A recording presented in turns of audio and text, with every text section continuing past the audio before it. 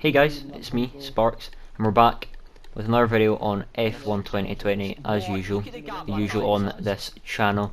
We come here to Kota, USA, as you see me Finley trying to batter me off track and all mine. We come here, round 9, I'm pretty sure, round 9, yeah it's round 9, of the PSGL season 27 season. And we are leading by 31 points going into this round. You get 16 points for a win here, and yeah, so 16 or 31 point gap is pretty big. That's the equivalent of like a 48 point gap in real life points, or the standard FIA points. So feeling pretty confident heading into this one. We just need to, for these next 4 rounds which are left, we just really need to pull everything out of the bag in 4 rounds. I'm pretty sure. I think it's 4 rounds. We just need to stay consistent, not make any mistakes, finish top 5 every race. A podium in most races would be nice, but as long as the people in second or third aren't finishing ahead of us, that's all that matters at this stage, near the end of the championship. But as you can see, we're coming to our final run, and yeah, nothing special, just trying to get a banker, and we do a 0.9 banker, which isn't horrible for the real session. PB banker was a low 0.7, like a 711 or something, so it wasn't horrible. On my second run, we do a low 0.8 after extending the track, which is very naughty. You get a quality ban for that. So if that's our final time and somebody spots that, we could get a quality ban for that. So we've kind of got hope we improve in this one as well. So come to start this lap then, we want to open up very nicely here to get the best top line speed we can before we hit turn 1. It's very crucial at the start of the lap to nail it. If you don't do it, you can lose a good amount of time. Going to turn 1, brake just at the black box, slamming the brakes. There was no cone here in the middle, so it's quite hard to see turn 1 as it is uphill. We come out of turn 1 just under a tenth up, about 700 something now, through this section, fling it in to the left, to the right, to the left, and back to the right, nearly almost all flat in these modern F1 cars. Here we nearly caught, fling it to the left, back to the right, and hug this inside to the best exit on this uphill left-hander. We did lose a bit of time there, we're about half a tenth up now, so it isn't ideal, but we're going to hope we can just hold this half tenth until we get to the last sector.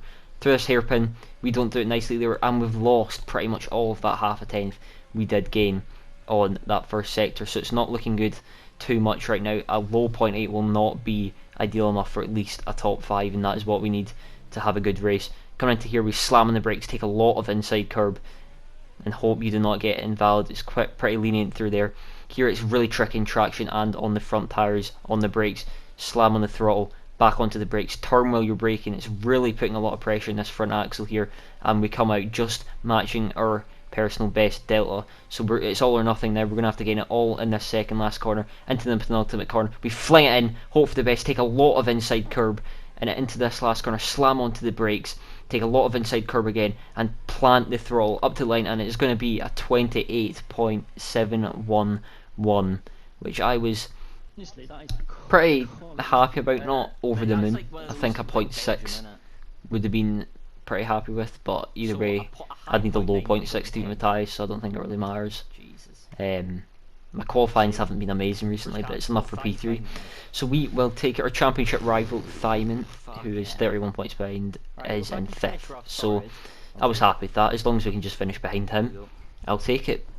So moving on to the race, it is a quick skip to the race. 5 red lights, and away we go for round 9, I believe. It's a decent start from us. We get not so much wheel spin. We're going to go into turn 1. I think that's Thyman on our inside. We try and block him off, but we don't want to completely batter him off and make him spin. So we're going to shove him off a little bit out wide here. We've got the inside line, and we keep our P3, which is all that is needed. Try not to get a silly warning on lap 1, and we do not. Lap 1 was over, onto lap 4 now. We do not have too much ERS, about 60% ERS, and the cone is also gone at turn 1 now. So that's lovely. We cannot see the corner before we actually get to it now, so I was struggling with that quite a lot. I'm horrible at turn 1 with the cone, never mind without it, so it's quite annoying to see, to be honest. But yeah, now we're trying to settle into a rhythm here. the two front guys pit on lap 8. Nothing really happened this first stint, so we just skipped through most of it. I saved 100% of my ERS, and they pit on lap 8. So the plan was now to blast it, use about 50% of the ERS, and try and make sure we don't get undercut too much.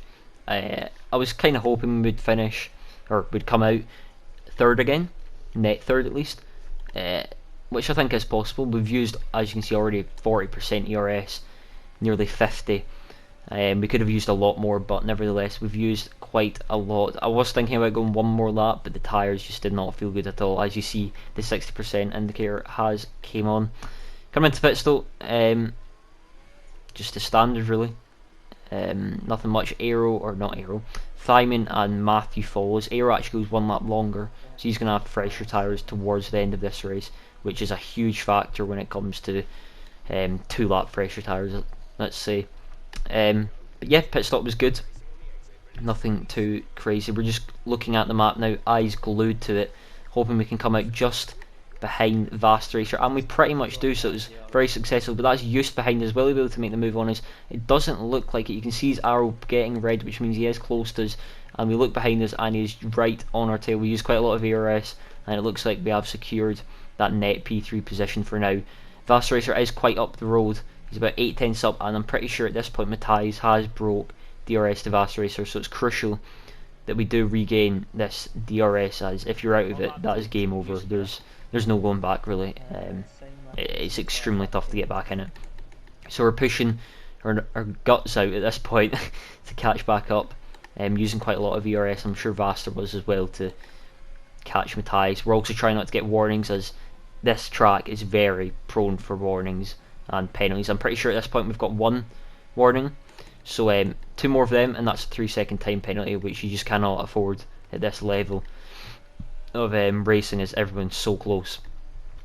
Through this lap though, we set the middle sector purple, as we are fastest currently, but I think Matthias is about to set fastest lap anyway, which just shows how much we were pushing. Skip on to lap 12 now. We used quite a lot of ERS. We're in the stage now where we want to save the ERS, and yeah, just make sure we're ready for the point where we get to the alt strap runners, and we can also defend. I was planning on saving back up to about 80, or as much as I can really, so we're prepared for these last 15 or however many 10 laps or whatever are left. So yeah, that was pretty much the plan, just to save as much ERS as we can. I'm pretty sure that was Fast Racer's plan as well. It's easier for him as he's right behind Matthias. He's right in the slipstream of Matthias, and as you can see just up the road, I think that's IGK Gill if I'm not mistaken, or not IGK, I don't know, I think he's an IGK, just up the road, and that is showing us that we are catching the alt strat runners. The lead alt strat runner currently is Gamer, so he is in a shout for a podium if it all goes well for him. He's had some hard luck, so he deserves it. But yeah, just the usual right now, nothing too much too crazy. Yus did look like he was eyeing up a move quite a lot, but nothing made of it really. Again though, Thyman's behind us, which is what we need.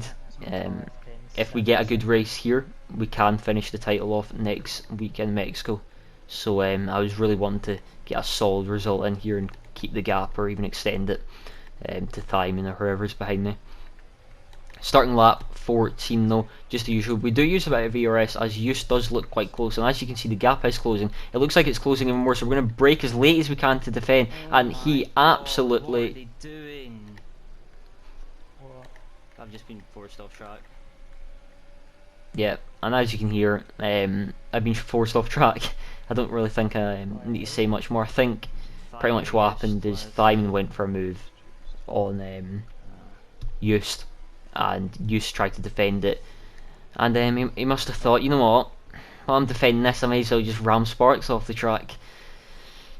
It was, you know what, it was lovely seeing Just's name just pop up right beside me. It was lovely.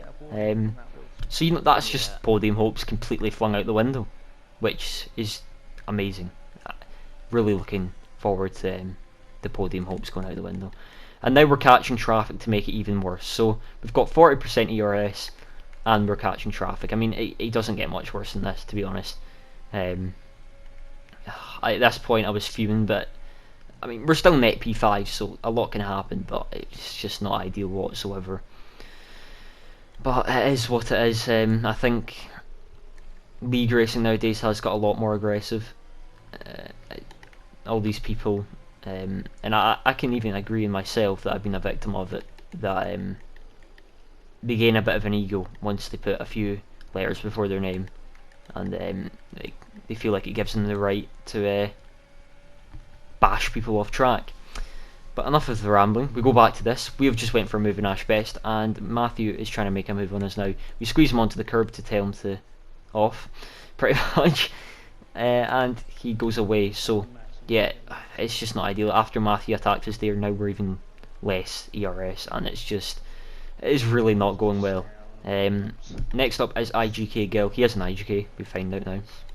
We need to get past these people as quick as we can, so we stick in the DRS train. Hopefully we can get by him on the mini straight. Gill isn't an aggressive driver, so I was kind of hoping he would just let us by pretty easily. And I'm sure he wouldn't want to fight me, because it would just destroy his own race. So we use a little bit of ERS, and then we just sit behind him, and we're just going to get it done into the corners. No need to use any more ERS than needed. And you can already see Matthias just up the road. He's gained such a gap in us. Currently where we could be in P3, look at the gap. We've fell out of DRS and use now as well, and now we just need to push like hell, to be honest, to catch back up. And it's just been a back and forth race really. One lap we're sitting relaxing DRS, saving DRS. Next minute we're getting bashed off track and we're having to push to catch back up. So it's really not been an ideal race. It's been far from ideal from what I expected. I wanted to finish in the podium, and so far it's looking quite unlikely. So we're just going to use all of our ERS to 0. As you can see, Gill's been put in the wall. I don't know what's happened there, to be honest. I've not looked at anything, but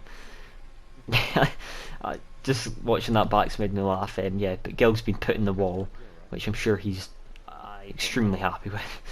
I don't know what happened there, but yeah. Luckily for us, it's not a safety car, as that would help alt strat. But yes, nevertheless, we move back to the racing.